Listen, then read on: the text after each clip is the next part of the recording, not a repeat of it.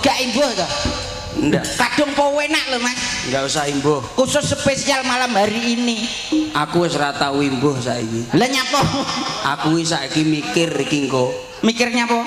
Omahe Pak Ponidi to. Heeh. Wis nanggap ping 3. Terus Iki regane lawas apa